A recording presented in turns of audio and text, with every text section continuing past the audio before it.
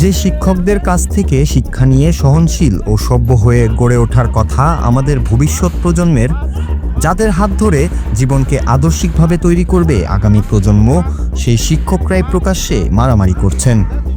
সম্প্রতি বরগুনায় এক শিক্ষক দম্পতির হাতে অপর এক শিক্ষিকাকে প্রকাশ্যে মারধরের ভিডিও সামাজিক যোগাযোগ মাধ্যম ফেসবুকে ভাইরাল হয়েছে। বিষয়টি নিয়ে জেলা জুড়ে নিন্দার ঝড় উঠেছে। নেটিজেনরা করছেন নানা নেতিবাচক মন্তব্য। খোদ শিক্ষকদের নৈতিক মূল্যবোধ নিয়ে উঠেছে নানা প্রশ্ন। বৃহস্পতিবার ভাইরাল হওয়া ওই ভিডিওতে দেখা যায় বরগুনা সরকারি বালক উচ্চ বিদ্যালয়ের শিক্ষক মোহাম্মদ জাহাঙ্গীর আলম ও তার স্ত্রী বরগুনার দারুল উলুম নেসারিয়া কামিল মাদ্রাসার সহকারী শিক্ষিকা রহিমা বেগম, তারা দুজন শিক্ষক দম্পতি মিলে পাথরঘাটা মডেল সরকারি প্রাথমিক বিদ্যালয়ের সহকারী শিক্ষিকা মোসাম্মদ তাজেনুরকে চুল ধরে টানাহিঁচড়া করে মাটিতে ফেলে বেধড়ক করেন। ঘটনাটি সামাজিক যোগাযোগ মাধ্যমে ছড়িয়ে পড়লে নেটিজেনরা নানা বিরূপ মন্তব্য করেন।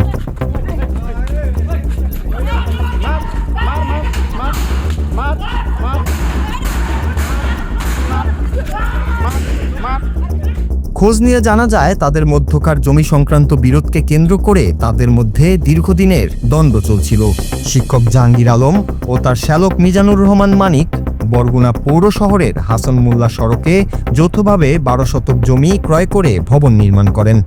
তাদের মধ্যে ভবনের প্রবেশপথ নিয়ে দীর্ঘদিন ধরেই বিরোধ চলমান। এই বিরোধ নিরসনে আপোষ মীমাংসার সালিশও চলমান রয়েছে।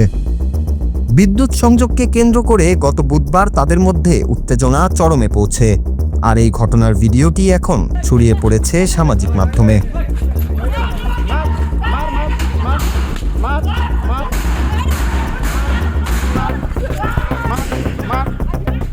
ঘটনাটি জানাজানি হওয়ার পর স্থানীয় শিক্ষা সংশ্লিষ্ট ব্যক্তিবর্গ এবং প্রশাসনের পক্ষ থেকে তীব্র নিন্দা ও হতাশা ব্যক্ত করা হয়েছে। সংশ্লিষ্ট কর্মকর্তারা মনে করেন, আদর্শ মানুষ গড়ার কারিগরদের কাছ থেকে এমন অনাকাঙ্ক্ষিত আচরণ শিক্ষা ব্যবস্থার ওপর নেতিবাচক প্রভাব ফেলে এবং এটি আমাদের সামাজিক অবক্ষয়েরই প্রতিচ্ছবি।